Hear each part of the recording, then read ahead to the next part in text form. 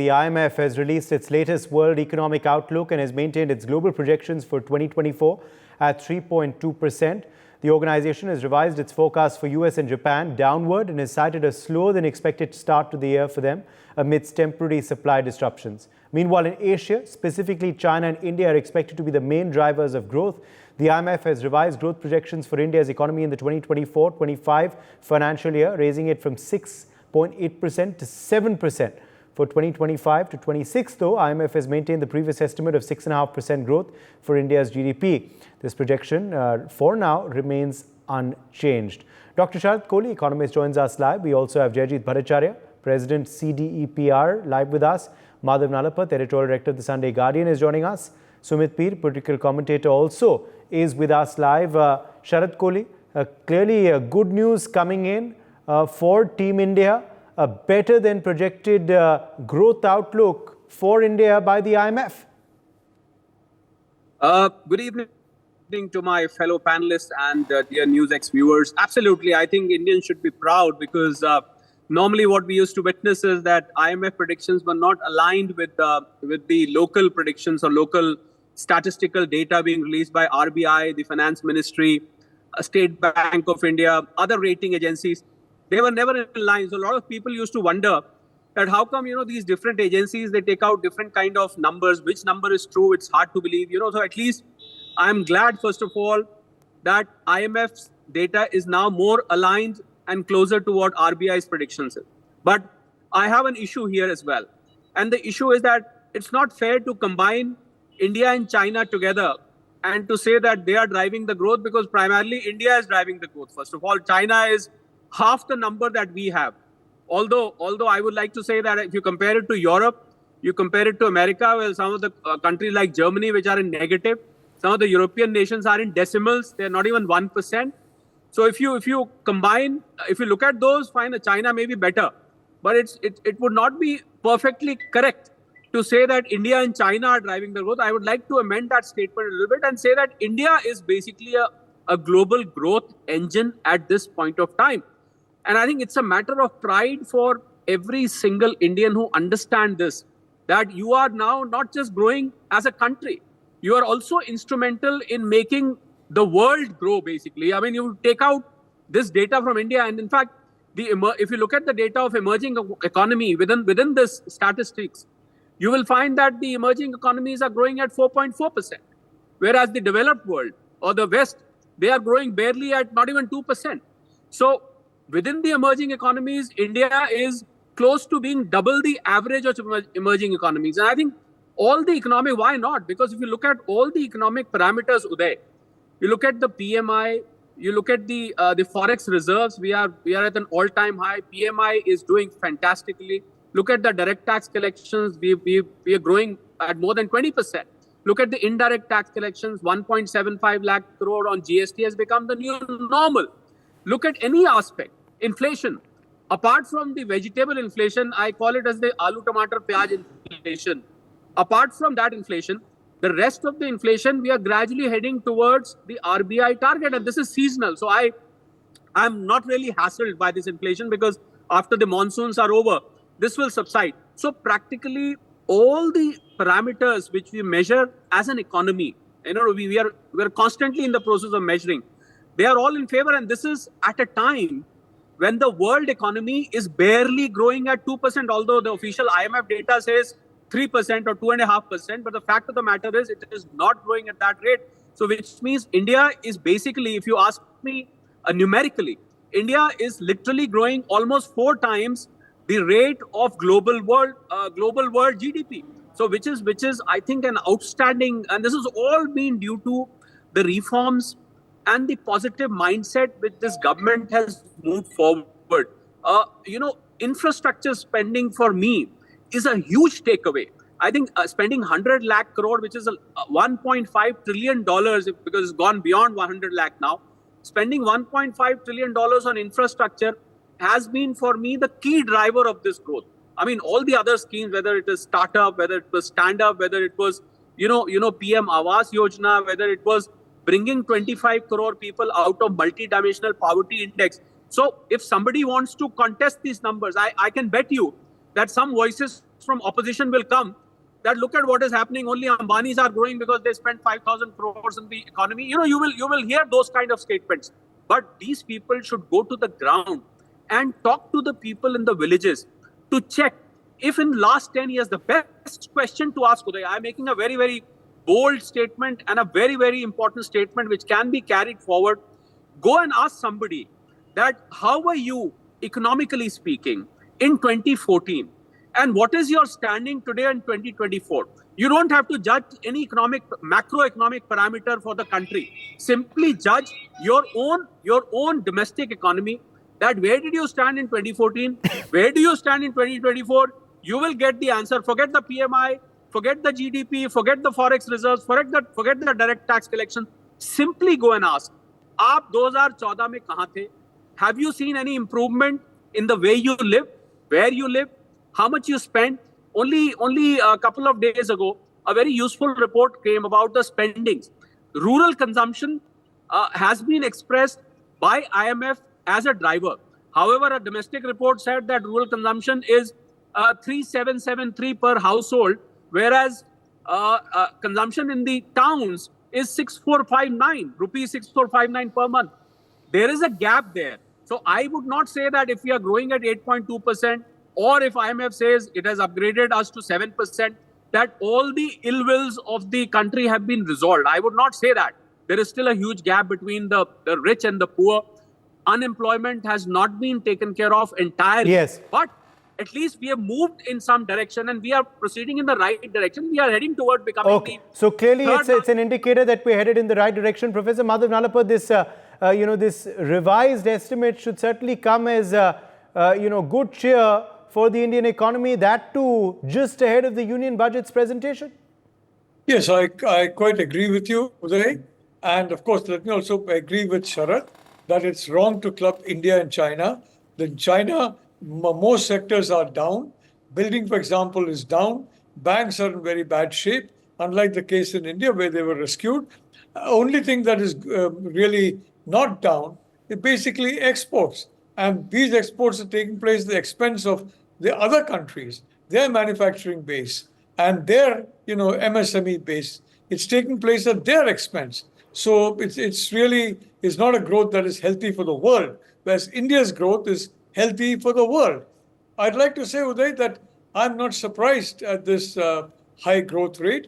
The fact is that during Modi 1.0 and Modi 2.0, some very difficult measures and reforms were put into practice in preparation for Modi 3.0, where actually you are going to be seeing the effects of such reforms and you're going to be seeing a very quick acceleration of growth and hopefully a surge in investment. Now, I think the political calculation was that voters in India would understand, the reason why, for example, taxes and other things, they feel it's a little high. GST rates for the smaller income groups eligible for GST, they feel it's a little high. All this is true. There's no question about it. They do feel that way because don't forget, Uday, it's relative. We're not looking at absolutes here. When you judge whether you're well off or not well off, you look at the relative wealth. And yes, as is very correctly being said by Sharath, there is a class of billionaires in India, and frankly, they're driving growth.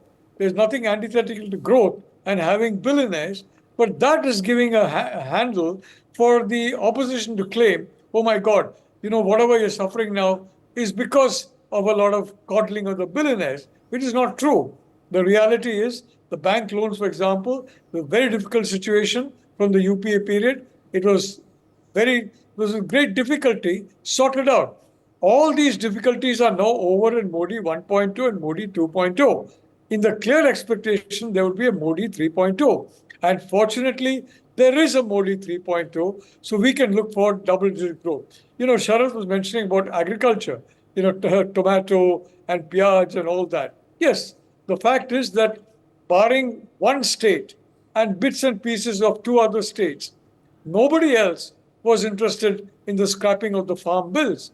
It would have given farmers a greater latitude. It would have given farmers in the Punjab more incentive to grow different crops than what they're growing, a large part of which was basically rotting in godowns until Prime Minister Modi decided to distribute it to tens of crores of people.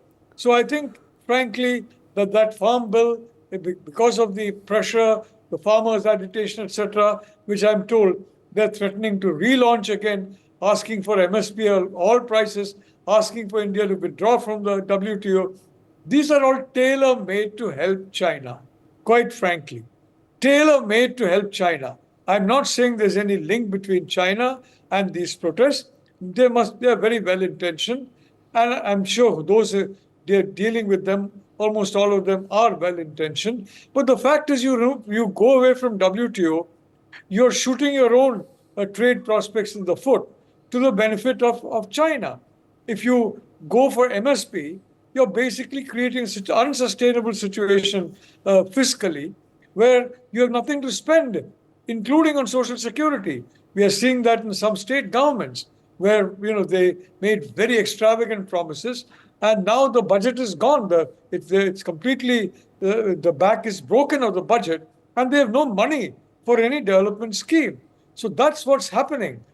So I would like to say, Uday, we have gone through the pain. Now, fortunately, because we've got Modi 3.0, we'll now start experiencing the gain. Thank you. Yes, come in here, Dr. Jaydeep Bhattacharya, on on these revised outlooks, what they really say, about the progress that the Indian economy is currently making. What are the factors you believe that have led the IMF to increase our growth projection for the next financial year? I think excellent point, Uday, because the cold numbers do not really communicate what's really happening. So the reason why we are so happy about the growth is because of the quality of growth that's happening. The growth is not happening because we are at war with anybody and therefore there is a war economy kicking in. The growth is not happening because there is an oversupply that we are pumping in and we are pumping in cash to make the economy grow. The growth is happening because of fundamentals within the economy.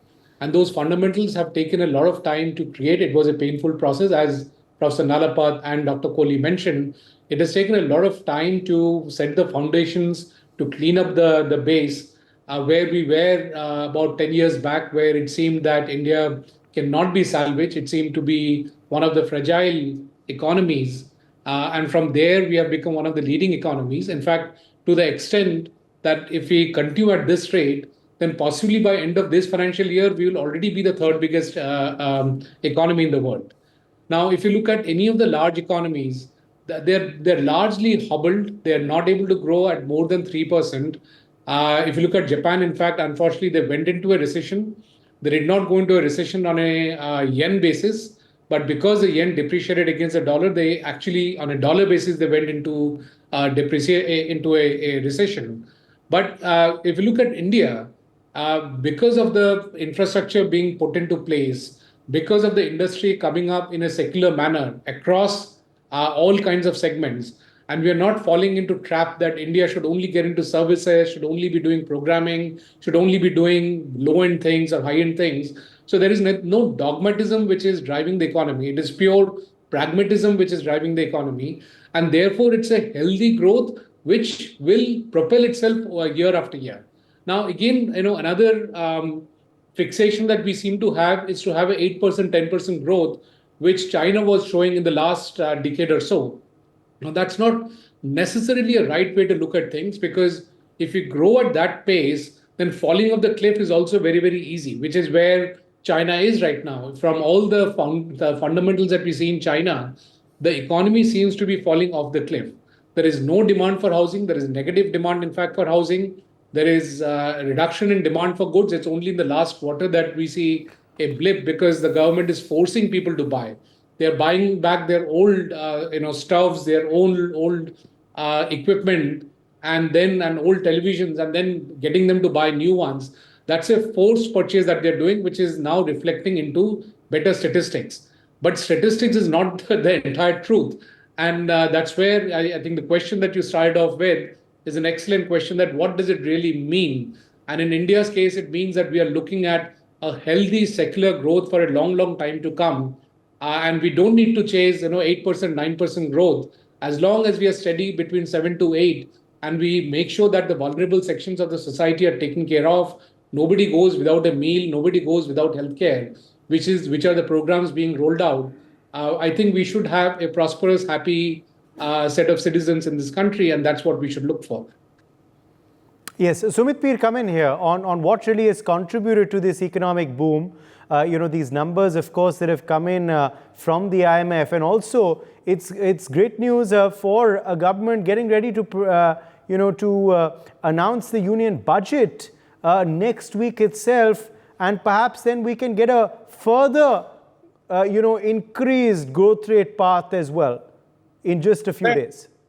Uday, thank you very much for having me on your show. Well, what we see is that when a lot of hard work culminates into fruit. Look, this government has been always focused on the economy, and we are a country where the demographic divisions are, from earth to moon. There are all kinds of demographic divisions. We have regional divisions, we have linguistic divisions, yet we are feeding 80 crore people, right? We are running the biggest insurance scheme of the world for 54 crore people. We are putting the highest investment in the, developing world for the infrastructure. In the top four, in the large economies, we are the fastest growing economy. We are increasing our financial reserves, yet our current deficit is under control, and we are able to reduce that. If you add all these together, it's a best way how you can keep aspirations, skyrocketed, and also cover your bases. Because in this country, we would also cover our base and keep the aspirations skyrocketing. The things which have very worked for the country is one initiative of Prime Minister Modi, that was Atmanirbhar Bharat, Make in India. These two things over that time, though Rahul Gandhi said कि एक शेर में अंदर कुछ वो चक्कर घूम रहे, what is he? Obviously, he could not understand. It's beyond his imagination. That's not a debate here. So now these things, when they have brought on the ground, they have increased the stature of the India. Now, if you look at the IPR level, we are as a country are filing the highest number of patents in the world per month. Again, that IPR is eventually gets converted into wealth, gets converted into money. We are a country wherein Prime Minister Modi took the office, the banks had a loss of 80,000 crores and there were NPAs of 14.5%. And last year we saw the same set of banks have a profit of more than 1 lakh crores and the NPAs are brought to 4.5. And if I go back to China now, very recently, just around 8-10 days back, a big bank which had 40 banks under it failed.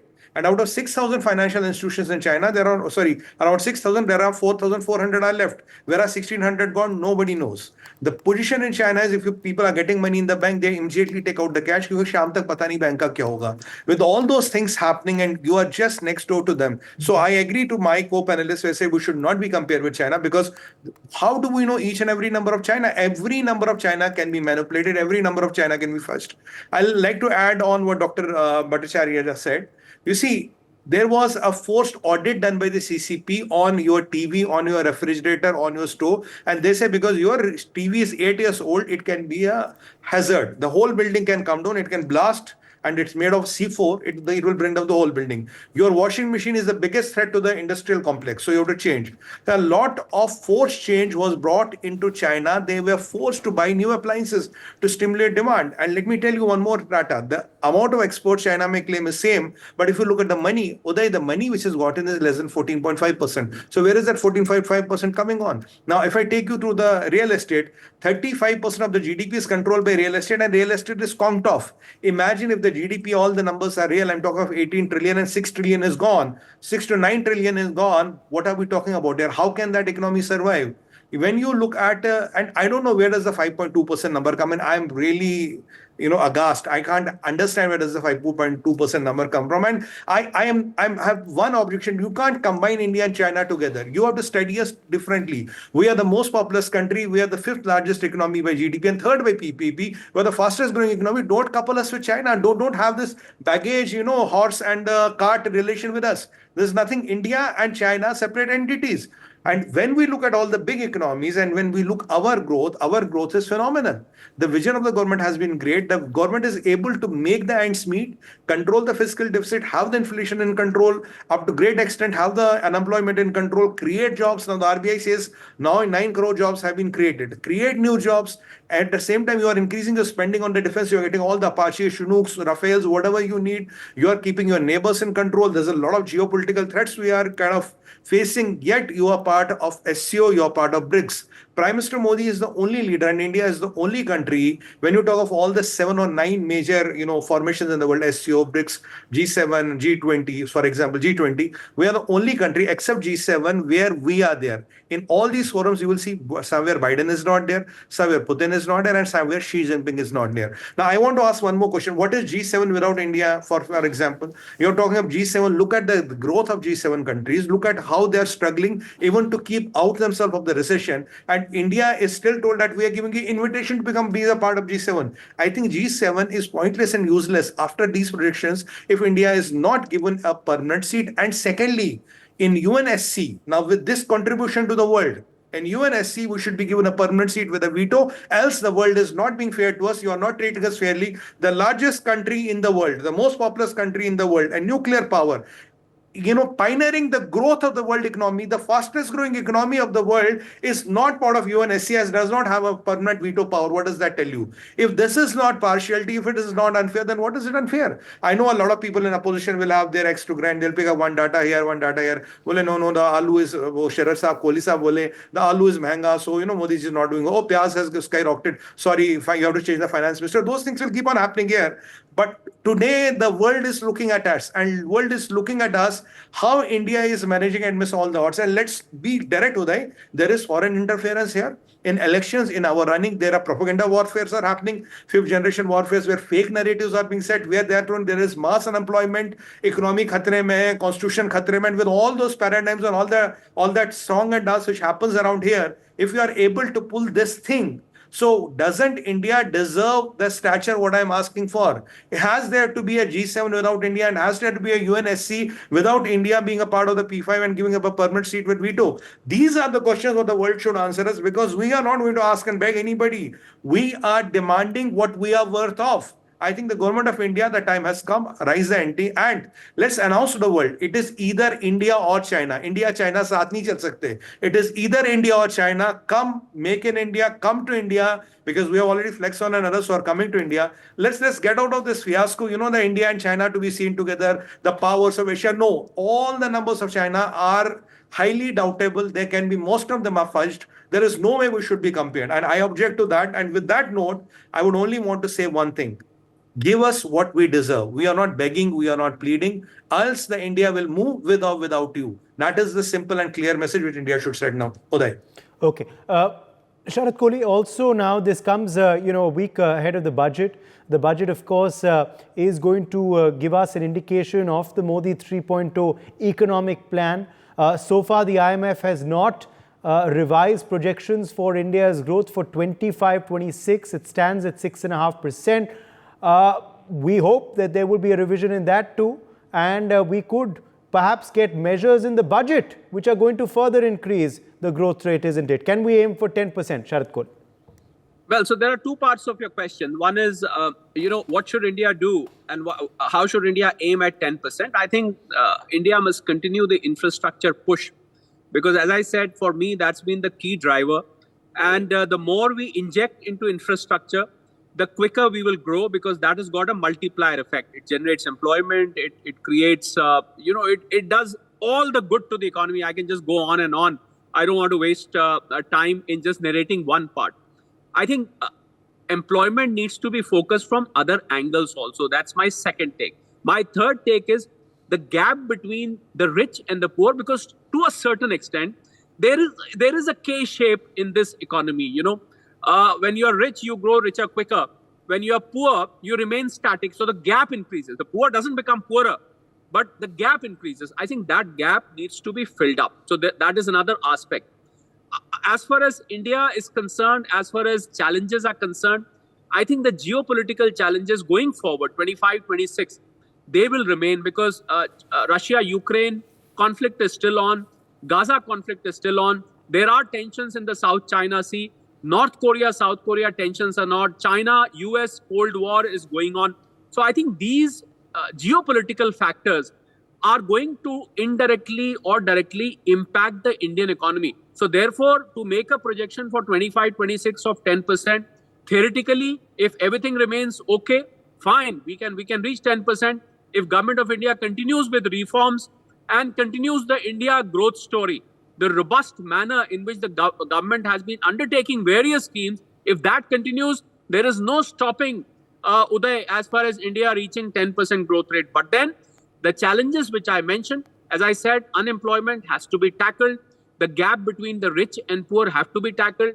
Agricultural sector has to be tackled. You have to tackle it in various ways. So there are problems, health sector, education, skill development. There's a long list which government, I'm sure, is going to deal with in this particular budget. GYAN as the four classes which the Prime Minister has mentioned: Garib, Youth, Annadata, and Nari women. Women lag behind in our country. Only 23% of the women, total women in the country, are part of the main economic activity. Rest of the 77% women do not participate in the economic activity. I think it is high time when government through Lakpati Didi or, creating women more empowered lot, that is going to help. So these are some of the steps which the government should take.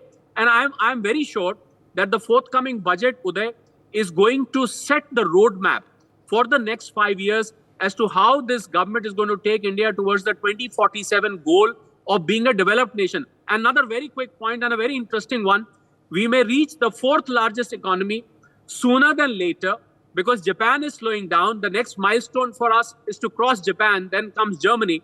So because of Japan slowing down, we may be hitting $4 trillion soon. The moment we hit $4 trillion, Yes. we might have already reached, because the data is not in real time. If we have reached, then we would be overtaking Japan to become the fourth largest. Okay. And I would love to celebrate that on your channel, Uday. Okay, yes, we certainly hope for that sooner rather than later. Thank you very much to all of our guests for joining us on this discussion.